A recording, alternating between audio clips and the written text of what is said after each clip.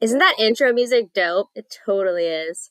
Good evening and welcome to our post St. Patrick's Day extravaganza. Now, I know what you're thinking, and no, I'm not hungover. And neither should you be. Neither should you be hungover.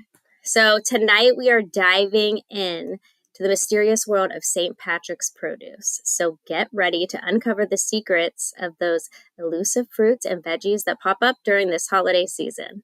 And maybe even we'll learn a thing or two about the man himself, St. Patrick. So settle in and let's get ready because this is going to be a sham rocking time. Let's do this, boys. Wow. Thank you, Maddie. It's gonna be a sham rocket time. Listen, Told you I was ready. It gets me every time. I'm gonna write that one down. Sham rocking. Literally, I was laughing in the background the whole time. My cheeks hurt, and it hasn't even been a minute and a half. All right, get me out of here. Oh my gosh! Thanks, Maddie. You're welcome. Thanks, Maddie. Good evening, everybody. Welcome back to the History of Fresh Produce.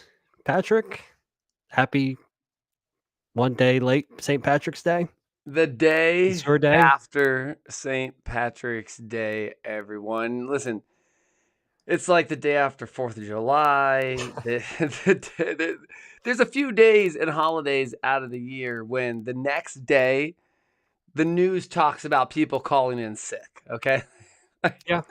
It's New Year's, that's another one. There's just certain holidays that, makes you want to call in sick, right? Oh, what did you do on St. Patrick's Day? Yeah, well, actually, we went to the beach. No. Yeah, so we actually, it's funny you say this. So the kids were all kind of split up this weekend.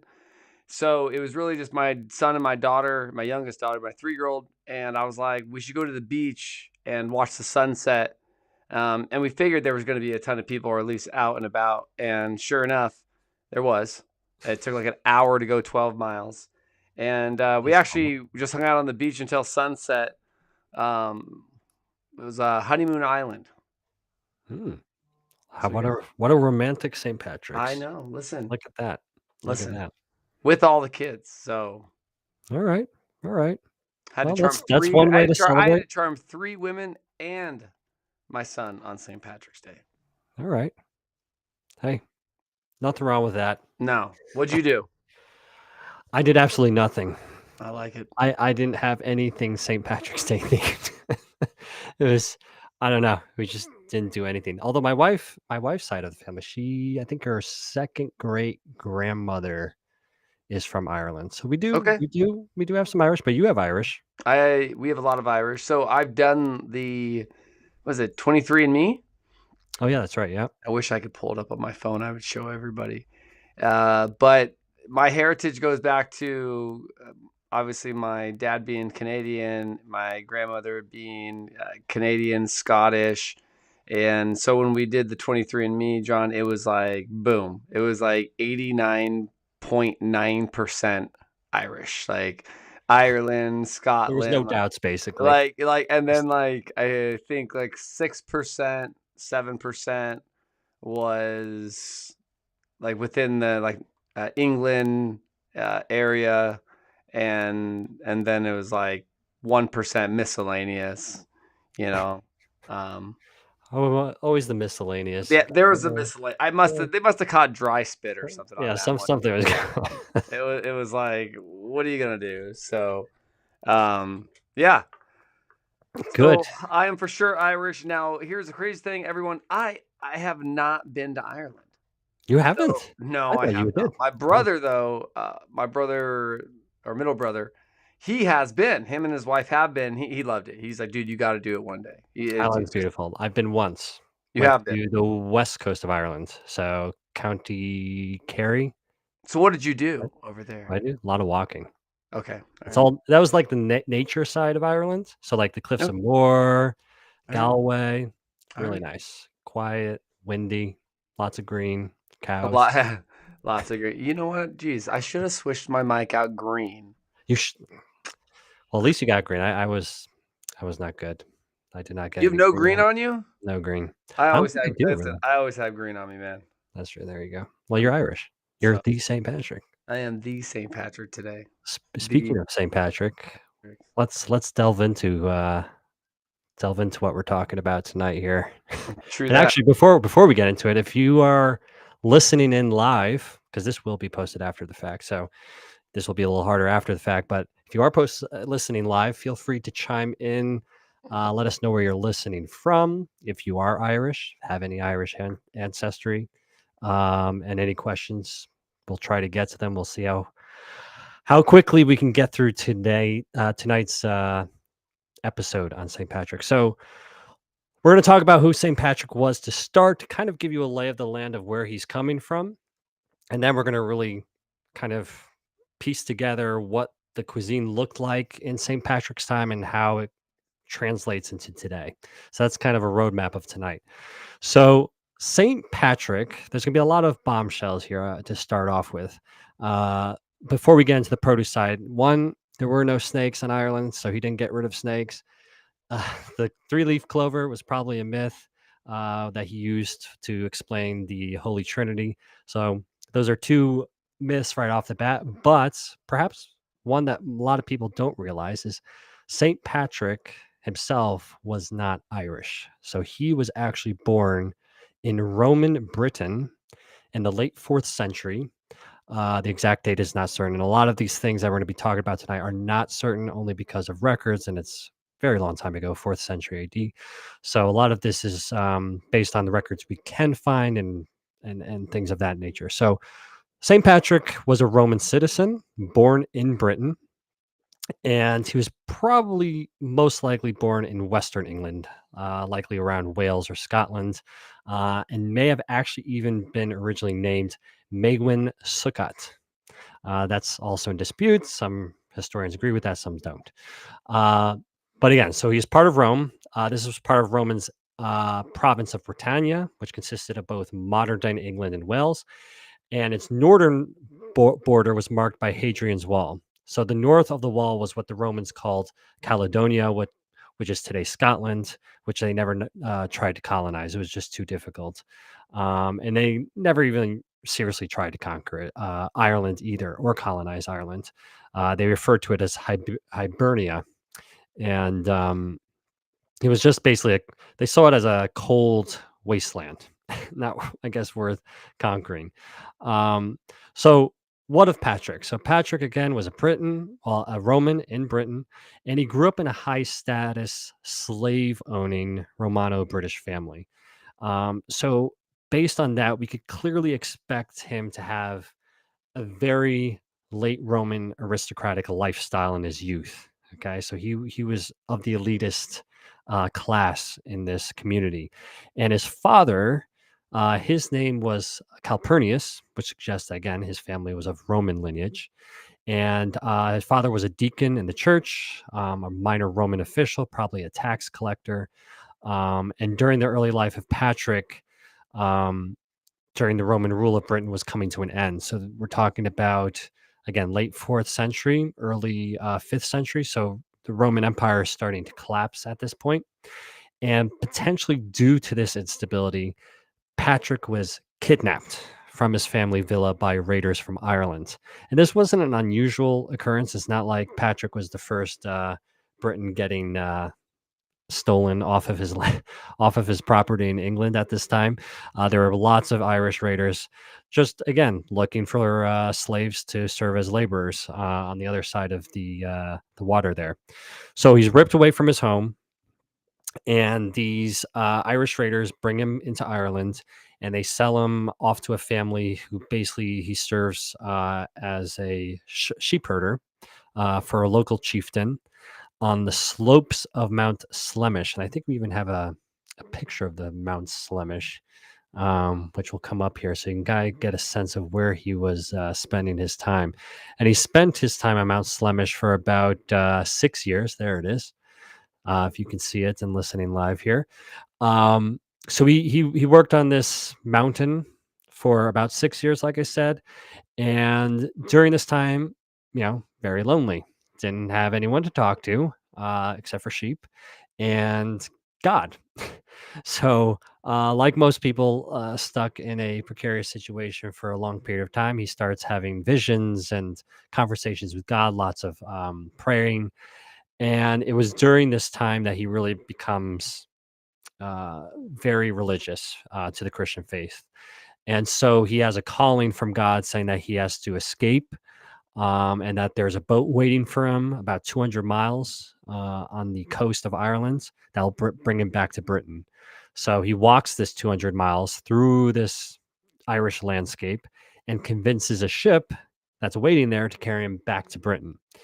And so he was convinced again through all this process that, okay, now God obviously must have been helping him, having walked through 200 miles to get to this boat, and then the boat brings him back to Britain. So he eventually gets back to Britain, and his parents beg him never to leave again. But then he begins having more visions, with an angel appearing, basically echoing the voices of the Irish that he left behind, saying, "We beg you, holy boy, to come and walk again among us." So he took this calling seriously, went to what was France at the time to become ordained as a deacon, and then eventually even became consecrated as a bishop. And at this point, it's believed that he was given the name Patricius, which in Latin is Patrick. And then he is asked to return to Ireland. Well, it's again disputed whether he wants to do it on his own accord or if he was asked to by the diocese to return back to Ireland to spread Christianity. So he does go back to Ireland, where he was taken originally at age 16.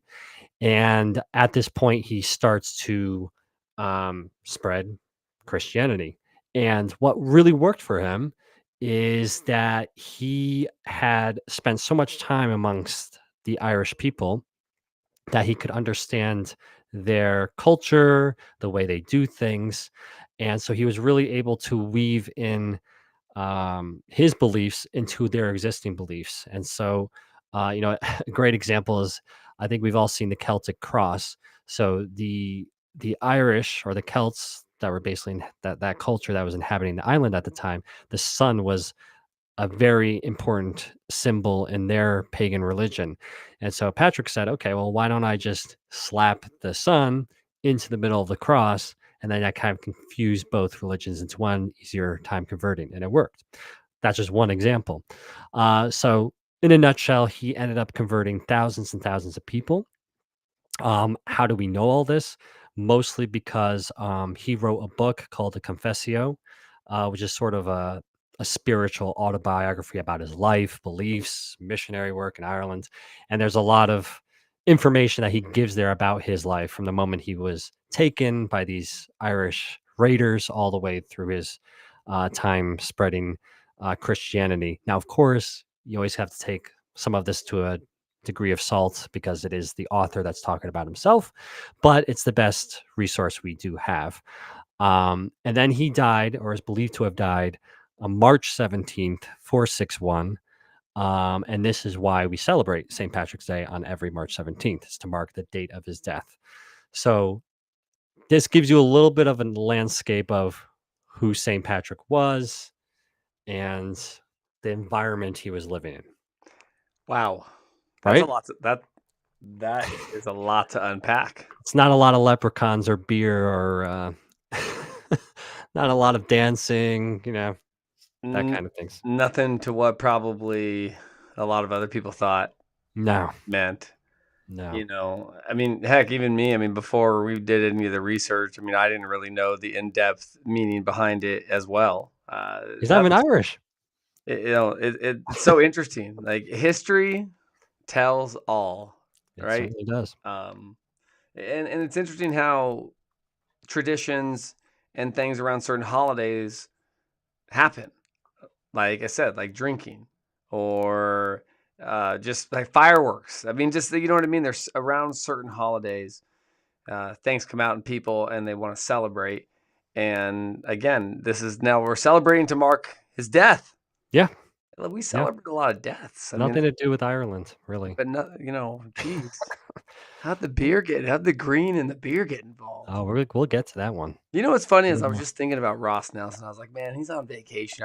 He hasn't popped in, and all of a sudden, gotta love green. Like all of a Listen, sudden, the produce boss comes in for the clutch. Gotta love the green. Um, and no, actually, another bombshell. Then green was not associated with Ireland. It was actually blue to begin oh, with. I remember seeing that. Did you see that? That was on our history email that we get that Oh, I forwarded you. you're so Remember, you smart. were like, Yes, you did.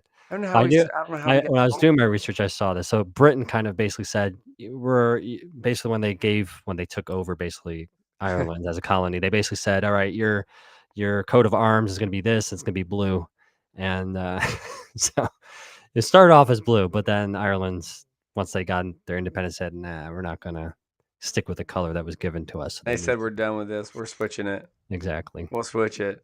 So I think the next thing is that we talk about is the cuisine.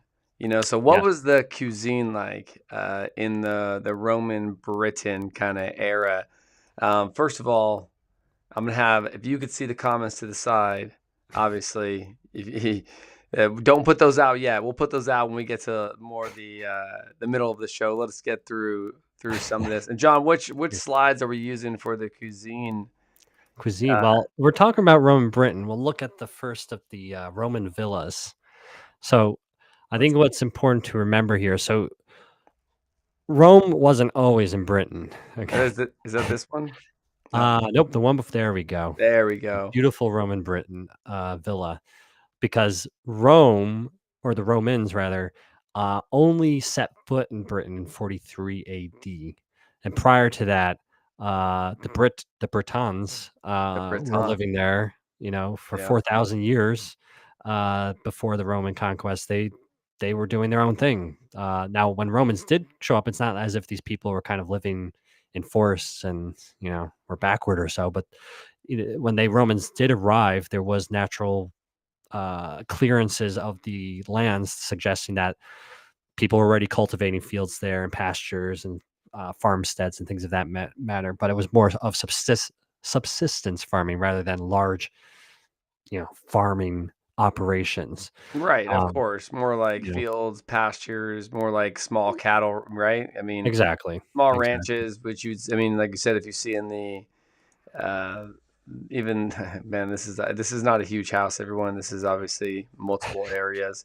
But look around you. If you look over there in the top right hand corner, you can tell that's a field that's probably got a Yep. certain amount of items on it. The same thing if you move over to the left. You see a bunch of people working in the field. Just if you take the left wing of the house straight up, and then even behind us, right above our heads, another field. So again, it wasn't commercially grown. I mean, obviously, farming had been around for 4,000 years by the time the Roman conquest has come. Yep. So the landscape, obviously, you see is being cultivated for what they needed, right, John? That's what I would say. Right. I mean, that's what the Britons were doing. But then when Rome came in, I mean, remember, Rome, the Roman Empire was arguably the most developed and powerful society at that time. And so when they occupied Britain, Rome already had an extremely well developed agricultural system, Right. elaborate culinary traditions, and agriculture was very important to Roman society. I mean, if you were a farmer, this was a noble way of life. Most Oh, people were farmers, 100%. and that was a very respectful, I want to say career, but life to lead.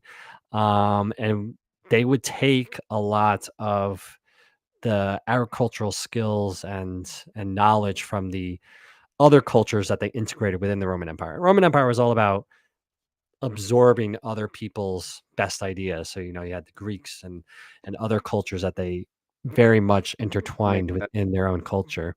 That's why I keep But telling you to watch that Interstellar movie. They have I'm gonna farmers I'm that are gonna like get to it. the main people are farmers and engineers. Yeah, So, let's look at this is gonna make up for our produce and space episode. I'm not gonna go down that tangent yet, we're but not. We're not. Let's keep going on the influence of the we're Roman still in food. Rome. Yeah, we're still in Uh, Rome. Influence of Roman food in Britain began even before the Roman occupation. John, and in fact, trade between the two countries was already flourishing, and the Celtic British elites had a taste of some of the exotic products coming from the empire, such as wine, olive oil, things like that. But it was only after the conquest when an increasingly large Roman community moved to Britain. That's right. So the ag and the culinary landscape of the country, it changed radically. So before the Romans arrived, the Bretons cultivated cereals, wheat, barley of that nature, and peas, beans, generally like we've talked about in the last few minutes, just for subsistence, not for commercials. So it starts to then focus on the Roman cuisine, was a lot more elaborate than of the Bretons, and it made it extensive use of like those exotic ingredients. Because why, John? Because they had spices and herbs, I would say right? spice is the spice of life. They Spices didn't are they the didn't spice. right that they didn't have that. Right. So it was unknown to Britain at the time. So the Romans introduced over 50 new kinds of food plants. Here we go: Here we go. figs, grapes, apples, pears, cherries, plums, damson, mulberry, date, and olive. Vegetables were things such as cucumbers, celery, nuts, seeds, lentil, pine.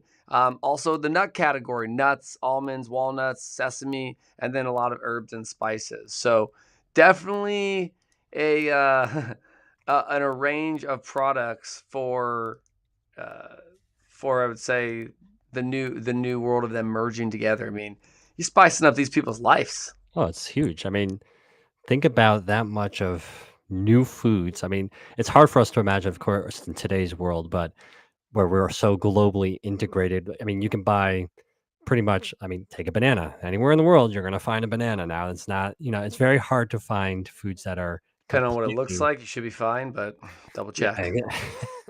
There is a blue banana out there, everyone. that's true. I mean, There there's is a obviously blue banana. exceptions, but to have like this level of new Hmm. foods coming into your society now, it's important to know it's not as if everybody had access to all of this stuff. The poorer people in Britain at this time were much slower to getting exposure to these sorts of things. But again, the Romans did bring this stuff in, and a lot of what they brought ended up staying and being cultivated and never leaving and still remain today. Um, but in addition to all the foods they brought over, right, Okay. they were also master road builders. They loved their roads. That's what helped move their armies, helped move their goods. They were all about trade. And those roads significantly increased the movement of produce throughout the country as What well. time period was that? So this, I mean, this was as soon as they basically landed. I mean, as soon as Rome would settle and conquer a region, they would get to work to start building those roads because again, they needed to be able to connect back to other cities in their empire. You didn't want to be disconnected from, yeah, Yeah, the I was rest gonna of the say you road. don't want to be disconnected from your A motherland, port your and home base. So exactly. that means late fourth century Britain was a period of great change. Anglo-Saxons from Germany, Denmark, and the Netherlands were just moving in and beginning to push out the Mediterranean culture and cuisine of the Romans. That again, what I always say sometimes, John, is like, wow, look how fast it changes. Yeah, Change is 400 years. sudden, change is quick. It's really fast. So, who occupied Britain for several centuries? You know what I mean? That the Romans, and they didn't even think about like if you think about all the change that happened, these Romans literally they had occupied Britain for several centuries, but by 410 AD, Romans would lose control of the island and the empire would fall around 476. That means, as you start to think about it, there are so many varieties of culinary experiences and influence that have come in and out between 410 AD and 476. Yeah, Like, which 60 menu years. do you want, John? Like, like which one, sir? Because there's a few of them in this nature. Yeah, I mean, think. I mean, yeah. So the Roman was in control of this island for 400 years, and now there's a Wow. and this is again this is in the period of Saint Patrick, right? So Patrick was born at the latter end of the fourth century, so late 300s, and it was around 410. So Patrick is maybe around 20-ish, 30-ish years old, is when the Roman control's slipping from the island. So this is a period of great change in this region from what was a very stable, super powerful empire starting on its decline. So that's Roman Britain. That's one piece of the story of Patrick, right? So that's where he spent his youth and then eventually came back for a little bit. But the other bigger piece of his life was obviously Ireland. Now, uh, what was happening on Ireland? So, as we touched on at the beginning, Ireland did not experience any sort of at least deep Roman influence. The cuisine of Ireland, for the most part, kept to its own style. Um, Ireland at the time was made up of 5 provinces, governed by a king, subject to a supreme monarch. So, almost like, I don't know, governors and a leader basically at the top. Okay.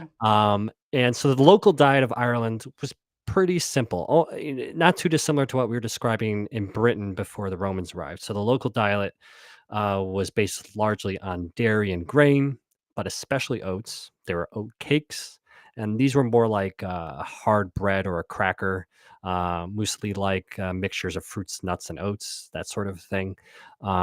There was thick cooking residue from the oats that might be made into sowens or a type of jelly, and oats were often cooked as oatmeals or gruels. And so we've all heard about gruels. It's basically just like mashed up liquidy oat. But these sorts of Irish staples served a purpose. They filled the belly, and especially when you added dairy in it, it was a hearty meal to live off of. Hazelnuts. Hazelnuts, might not think of it, but were native also to the British Isles and were very important to Celtic mythology.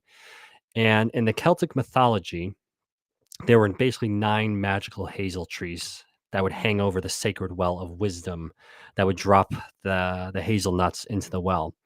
And the water of the well would flow into streams where the magical nuts were then eaten by salmon of wisdom.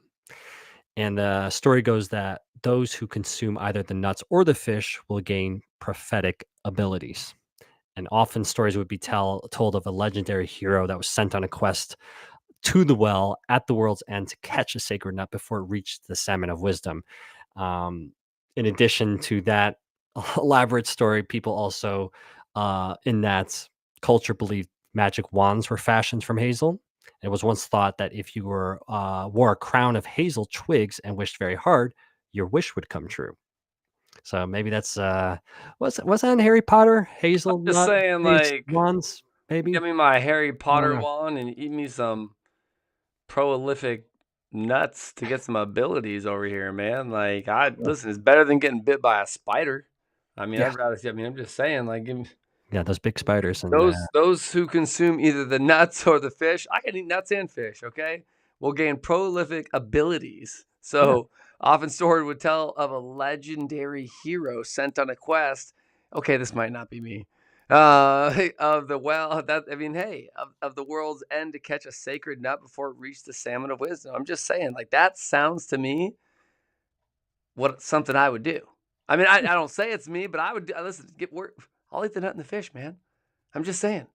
But oh man, this is crazy. So Enough let's about see. the fish. It's considered extremely bad luck to chop down a hazel tree, and was Yep. once said to be punishable by death. You know, Oof. what I'm starting to realize is that produce is involved with law too. Yes, Remember in New York, you couldn't throw the banana peel on the street that's right. Yep. without you'd get a ticket. You get Teddy Roosevelt. a 50 cents fine. Right? Like you're like, what happened? Came home from remember like back in the days you'd get you're just kind of smoking a cigarette by a police back in the day. No, no, no. Not in the early 1800s, 1700s. You got, hey boy, come here. Serious business. Come here. Bring it over. What? They're giving you a 15 cents ticket for throwing that banana peel, right? Like same thing. Look, hazel tree, punishable by death. Yeah. So there's some crazy stuff. What tell us a little bit more, John. What were they looking for in their diet, or what came about in their diet? So yes, we know there's nuts, there are oats. True. So I think we have to remember too, and we've talked about this I think in great length now, but there were no potatoes in Ireland at this point, right? We've done a few episodes around potatoes now. So potatoes didn't come for another 1,000 years, over 1,000 years. So this is before pre-potato period. So they existed predominantly on oats, and that's because wheat was regarded as a luxury crop. So barley was mostly for making ale. Wheat was reserved for, again, high status of bread. So you had to be kind of in the upper echelons of society to have access to that. And so the Irish diet would consist mostly of hen and goose eggs. Like for protein, you had apples and seaweed. And a popular garnish would have been watercress and wild garlic. So that kind of gives you, again, it's a very earthy um, kind of cuisine that's present in Ireland. Again, it's very subsistence based. Um, but again, how do we know all this? Because again, unlike Britain, which was conquered by the Romans, and Romans had a very well recorded written history, Ireland was not settled by the Romans. And so our records on them are really based on records that didn't come for another 400 years after this. So Irish culture at this point was pretty much all orally recorded and orally told. It was an oral tradition. But by the 7th and 8th centuries, these laws and rules started to get documented, and these became known as the Brehon laws. And these laws covered pretty much everything from land rents to beekeeping to marriage, divorce, trespassing, basically anything that you could think of that's related to an agricultural community and society. So Dang. there's some pretty wild stories. There's a lot there. Again, we keep saying it, more law involved. Oh yeah, there's a lot. It's like, listen to some of these laws. So there was a law in the books that had a comparative value of grain. Uh, so in the 8th century written law, it gives the order of precedence in descending order of these grains. So at the top was bread wheat, then rye, then spelt wheat, then 2-row barley, then emmer wheat, 6-row barley, and last oats. So again, we talked about oats. Oats was for the bottom. Everybody had access to that. But there was a law about what the value of these grains were. There was a, the only herb that's basically reliably identifiable from the Irish text was chives. And there were mentions of others, but there's nothing more from what we can work out from their actual identities. Some of the names are tied directly to the rank of those who ate them. So we can read about herbs that translated approximately to as king's herb, bull's herb, and that's basically for cattle owning people. So people kind of in the middle of the class, and then the plebeian herb. But we have no idea what these, again, plants were. But again, every food was very much tied to your rank in society. And somewhat related to produce, but not totally. But I thought it was a funny law on the books and very what can we say, feminist for the period. Husbands could be fined if they failed to get a morsel of food for their pregnant wives when requested.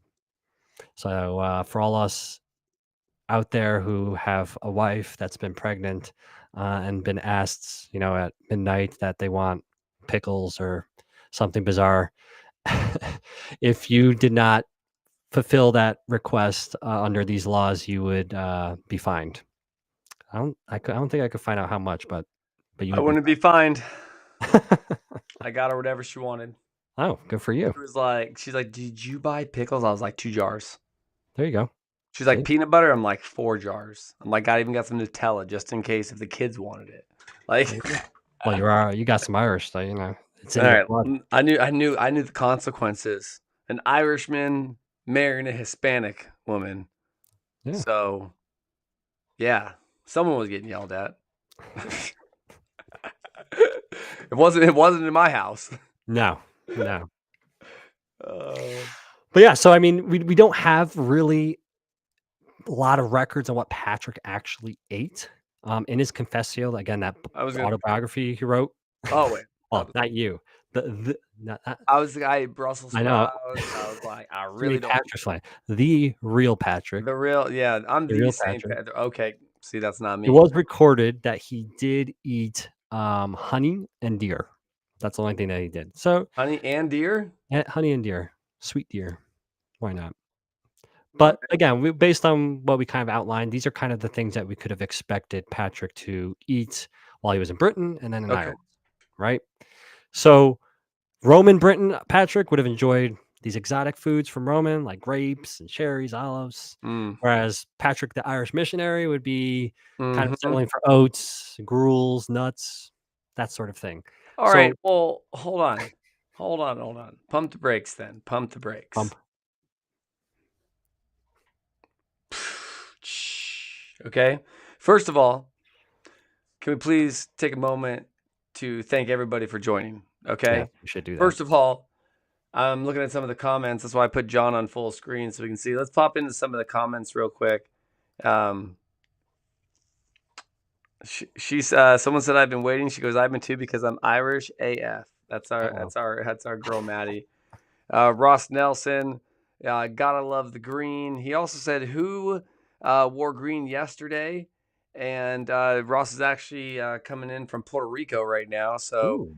he just said he had to jump in really quick and have a great history lesson. We also have the Let's Play Through channel. This is a golf channel. Very interesting guys. That's Gabe Aloisi. Gabe runs the channel. Great golfer. Let's see here. We got Maddie. Interstellar is such a good movie. I've told you this, bro. I'm going to do it. Is It's a good on the movie. list. It's on the Okay. queue. Okay. And then let's see. We have John Pandel that jumped in as well on LinkedIn. Salmon and hazelnuts, much better than magic beans, Jack. He's got a point. I think so. Nobody's lying there. So, and I commented back and was like, very true, John. This is also very true. But no, seriously, we have fun doing this, and we do a lot of research. Specifically, John does a lot of great research. We talk about it, and then it comes up in some of our everyday conversations. So this is fun to us. So thank you for joining. As always, please, if you have time, follow us on Instagram as well as here on YouTube. But everyone, this is the main question I was going to ask John. And John, are you ready for it? Cliffhanger. Okay, I'm ready. Okay, because here it is. What's with cabbage? Why It's true. We haven't mentioned cabbage, have we? No, we haven't. No. And that's the thing, John. What's with the cabbage in this whole thing? Why cabbage? How come St. Patrick's Day, this gentleman that's not from Ireland? I promise you, we're gonna get to all. We're gonna connect all these dots, and I knew it was coming.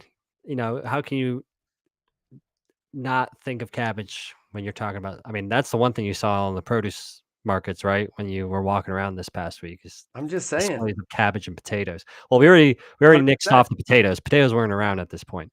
No. But in the stores this weekend, They were, yeah. they were everywhere. Yeah. But cabbage. Okay, let's talk about cabbage. Let's talk about Let's cabbage. talk about cabbage. So the cabbage that you have up here is like a non. I think they call it basically a non-heading cabbage. Now I'm not a cabbage expert by any means. I had to learn a little bit about cabbage here, but this is apparently a non-heading cabbage. This I think in particular is a Savoy cabbage. But that's here nor there. So non-heading cabbages and kale were probably the first to be domesticated before 1000 BC, and perhaps by the Celts of Central and Western Europe, although recent linguistic and genetic evidence enforces a Mediterranean origin of cultivated cabbages. Now, Celtic people, you might be thinking, okay, Celtic people, Ireland, why are they in Central Western Europe? So Celtic people are actually defined as those that today are associated with UK and Ireland during the Iron Age and throughout the post-Roman era. But for a very big part of their history, they were in a big chunk of Western Europe, all the way into the southern parts of Europe into Asia. And so there was evidence that the Iron Age Celts were already very familiar with this plant and may have actually even influenced the Roman opinion of the plant. So again, the Celts invaded Mediterranean and Asian Minor regions sometime around 600 BC. which gave the British Isles plenty of time to establish cabbage into their culture, because the Celts would obviously bring this stuff back to their territories before the Romans invaded in 43 AD. So even though cabbage had roots in the Mediterranean, the Celts' affinity with this plant went on to actually affect the Latin word for cabbage, which is brassica, which comes from the Celtic word brassic. So there's that connection. So in Southern Europe, Mediterranean peoples developed the forms of cabbages that are tolerant to warm climates. Again, these non-hard-heading, soft-headed cabbages, which are more leafy, whereas the hard-heading cabbages, which are more of those really tight, ball-shaped cabbages, were developed in the cooler parts of Europe, and those were mostly consumed by the Celtic Nordic peoples. So that's the Celts. Now, eventually, we get the Romans in the picture, and the Romans did not know about this head cabbage, this hard head cabbage. They were all about the wild cabbages, which resemble modern day loose leaf kale. Okay. I was gonna say, because now if you look at, it's funny because if you look at like this cabbage compared to this is even a little different than what you see traditionally at the store. This looks Yeah. really different, right? Yeah. So if you think about what the cabbage you see at the store today compared to what they had back then, way different, probably varieties, different. I mean, obviously, right? Yeah. But how you explained how it came through? How in the world? And we're gonna keep moving through this. When you think of St. Patty's Day, you literally think of cabbage. You think of corned beef, like, right? Some of the things, being Irish, what my dad would do on, St. Patrick's Day sometimes, and Yeah. it wasn't funny at all. And everyone. So I think that I'm gonna let you run through the Romans, everyone, because I'm gonna then take it to the Irish and the Irish American next. So Well, you John, have keep to. rolling with it, man. You're the Irishman. Have to. You have to. So the Romans, so cabbage for the Romans was a luxury table food. So we might not think of cabbage as a luxury food today, but it was very much so in the Roman Empire. And so you have this traditionalist Roman statesman, Cato the Elder, who espoused to a simple republican life. He ate his cabbage cooked or raw, dressed with vinegar, and he said it surpassed all other vegetables and improvingly distinguished three varieties. He also gave directions for his medicinal use, which extended to the cabbage eater's urine, in which infants might be rinsed. Now, stay with me. I'm going to read a quote from Cato describing this very bizarre medicinal property of cabbage and urine. All right, so here we go. These are the words of Cato. If you save the urine of a person who eats cabbage habitually, heat it, and bathe the patient in it, he will be healed quickly. This remedy has been tested. Also, if babies are bathed in this urine, they will never be weakly. Those whose eyes are not very clear will see better if they are bathed in this urine, and pain in the head or neck will be relieved if the heated urine is applied. If a woman will warm the privates with this urine, they will never become diseased. The method is as follows. When you have heated it in a pan, place under a chair whose seat has been pierced, let the woman sit on it, cover her, and throw garments around her. All right, listen. I hope we didn't lose anybody here. So, I'm not gonna lie. I just jumped back to the slides. Everybody made sure I didn't have pictures of a baby like peeing on itself. Cabbage urine? Yeah. What is Listen, going on? we bring real value Yeah. to these shows. We want you all to know really the deepest medicinal properties of these fruits and vegetables. Like, We don't leave any stone unturned. when you think yeah, I got to pee on myself, got bit by a jellyfish, right? No, listen, just start bathing yourself in urine. Yeah. Yeah. So that's what the Romans thought. We're not going to dwell on the urine too long, because in addition to this to the urine, it gets better. It gets better. So cabbage was also used by the Romans as a hangover cure. and it was later even used. See, Okay. it was even used to reduce I risk of see where infection. this is So it was going carried now. by the men during times of war. It was Right? also Okay. known to be an anti-inflammatory property. So, Mhm. um, so This there are makes lots of sense now. medicinal properties here. But what's more is you even have a Roman emperor, which I thought this was a fun Okay. fun piece of history. So Talk. Diocletian was, for those that don't know this Roman emperor, he was the first retired emperor. This was unheard of. He abdicated, mostly due to illness, weakness, that sort of thing. But he was a very important emperor to Rome. But he settled and went on to live a life after, and he actually became a cabbage farmer. And the Roman Empire was at this point being ruled by a tetrarchy, so basically three other emperors, and it was kind of falling apart. And people were begging him to come out of retirement, and he responded that he would rather live in peace by tending his cabbages. And this was a quote by Diocletian. He says, "If you could show the cabbage that I planted with my own hands to your emperor, he definitely wouldn't dare suggest that I replace the peace and happiness of this place with the storms of a never satisfied greed." So that is a Wow. Roman empire, yep, who loved his cabbage so much that he didn't dare go back to ruling Rome. He loved his cabbage for Yeah, sure. yeah. There He is something to loved be said about growing things with your hand, though. It is very rewarding. I don't I don't want to talk about it because I do what do they call like if you have like a green thumb, like Great does that thumb, mean yeah, like you can like grow stuff or you can't? yeah. But if you I could, like there's been a pineapple I like got the top of a pineapple and it's been in my backyard for a while now. And I've tried to pick my Florida peaches, that hasn't worked either. It's fun, but it just something always happens. Like I should write like my own uh what are those called? Like an act of God clause to myself because I swear like my peach tree, my lemon tree's dead. Like I don't even like it's dead, dude. Like gone. And I'm just like looking at it like a little Charlie Brown tree, like it'll grow back. No. I haven't been able to grow anything. So but I do agree. I mean it is fun. But all right, let's get into the Irish. Okay, everyone.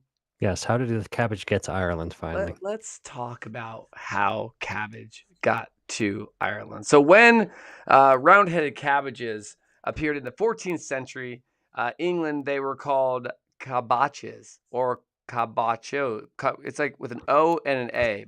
Batches or botches. So, words drawn from Old French applied at first to refer to the ball of an unopened leaf.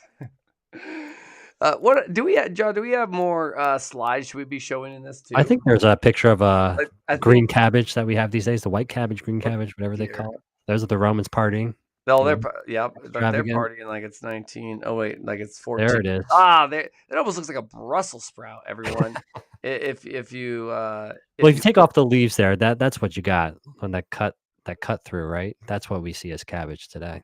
yeah, oh 100% the cut through. Yeah. So if we keep, I was gonna say we had to have a picture today. So where are we? So all right. So it was not until 1536 in Europe that unmistakably clear descriptions of hard heading cabbage were recorded. So beginning in the 1600, land laws forced onto the Irish by the English crown eventually led to a system where mainly British landowners controlled vast tracts of Irish farmland. So while mostly poor Irish farmers paid them rent to use their land. Man, it sounds like Hawaii, dude. We're Yep. going back to all these lands. It's like it sounds like Hawaii.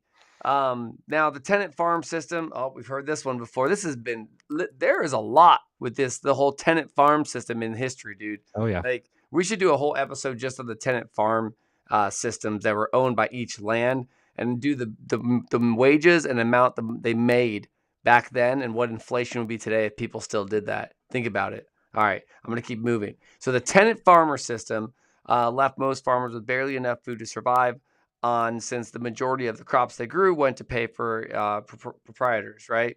Yep. So beginning in Yeah. the 17th century, potatoes became their main crop. They provided high yields so farmers could pay their rents and still have something left over for dinner. That was a big thing.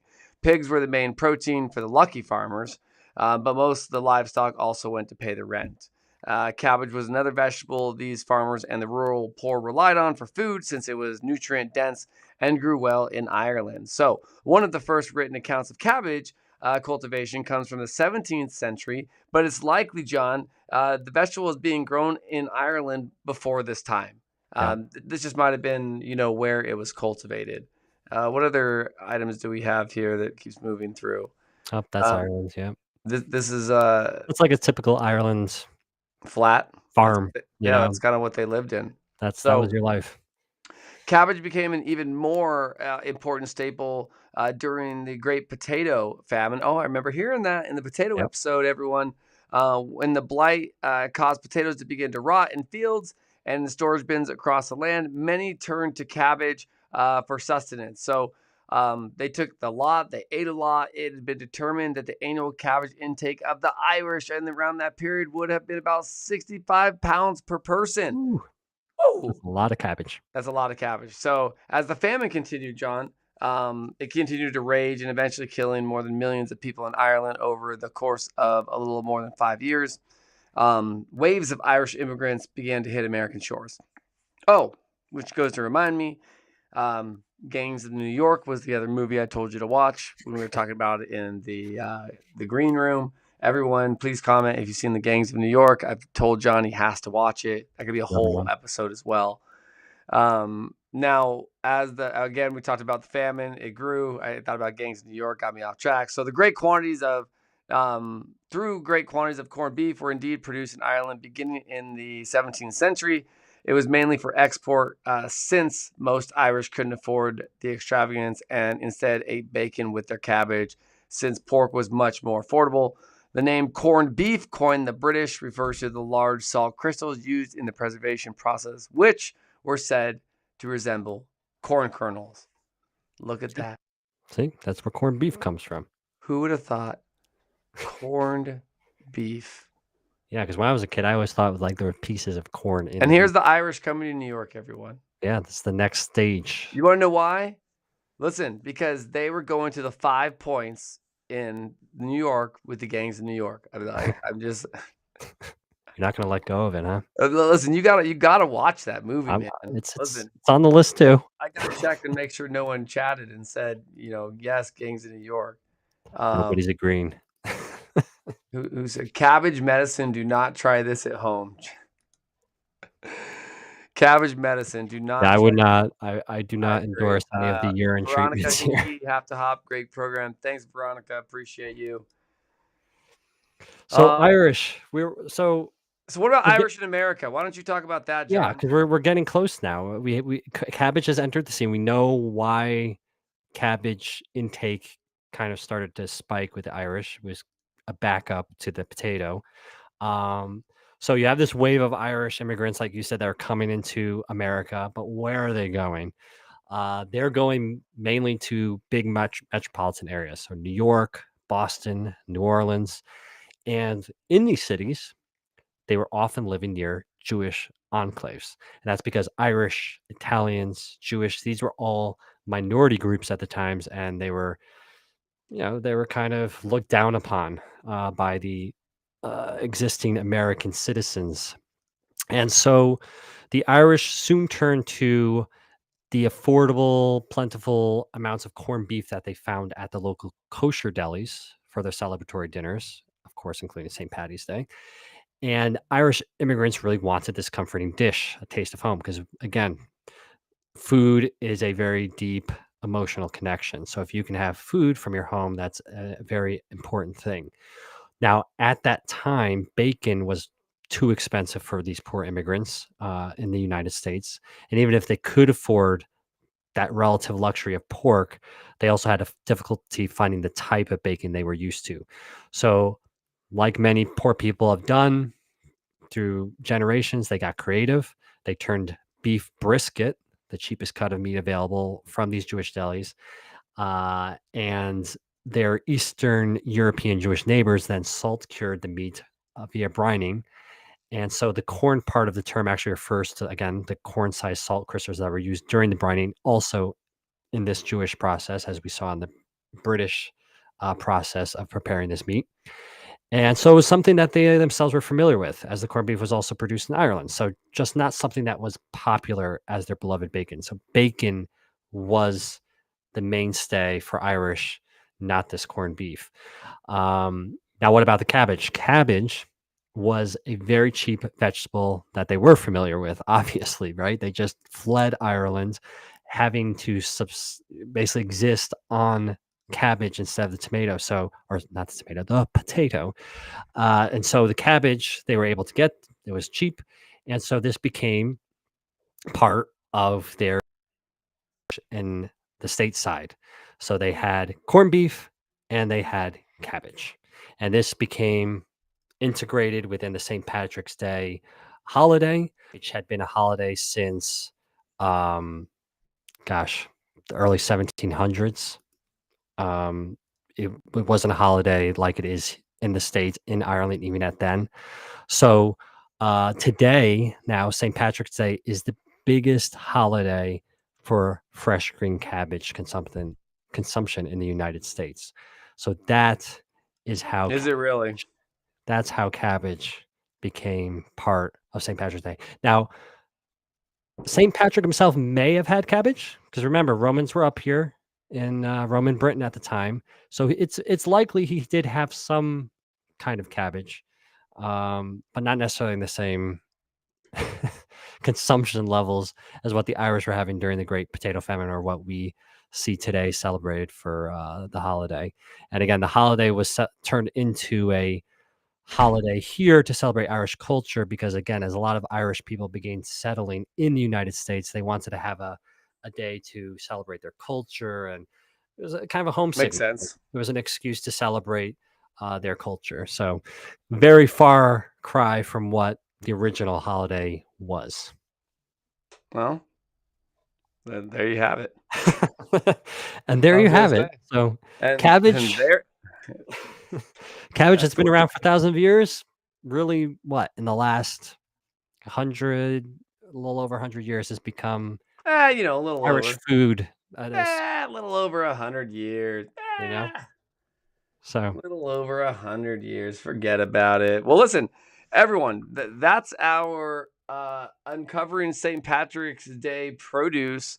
Not me, the real St. Patrick, not the St. Patrick, the real St. Patrick. But before we finish up tonight, let's John, you want to give them a little hint of what's to come next? I mean, we just released the Mafia episode last week.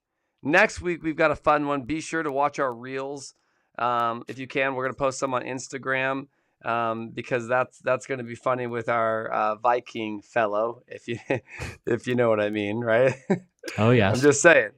So make sure you follow us on the history of fresh produce.